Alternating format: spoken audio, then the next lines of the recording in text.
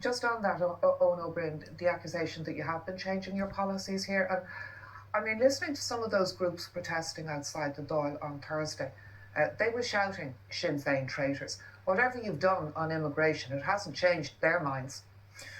Well, first of all, let me say on Simon Harris's remarks today, the Taoiseach has actually said there's a link between rising immigration and rising homelessness. That's what the quote says. That is not only untrue, and it is factually untrue, it is an appalling thing to say. Darragh O'Brien said something similar on the floor of the Dáil only a few weeks ago. But I'd like you to talk about I will do that. And those couple, because they weren't shouting about Simon Harris or Darragh O'Brien when I heard them. They were shouting Sinn Féin traitors. But he needs to come out and correct the record.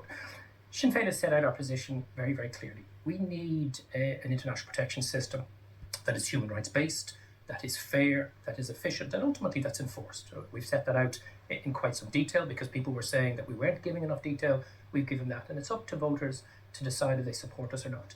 There is a very, very small group of people in our society, and some of them were protesting outside the Dáil this week. And they also shut down the city centre on Thursday evening. When they're not protesting outside the Dáil, they're verbally and physically assaulting homeless international protection applicants or Irish people of colour, or there is a growing concern in our society that a small group of people are being allowed to get away with increasing levels of violence directed towards our So have we a policing problem or a protest problem? We have two problems. First of all, we have a resourcing problem in An Garda Síochána. This government has failed to ensure we have adequate levels of guards and community guards on our streets.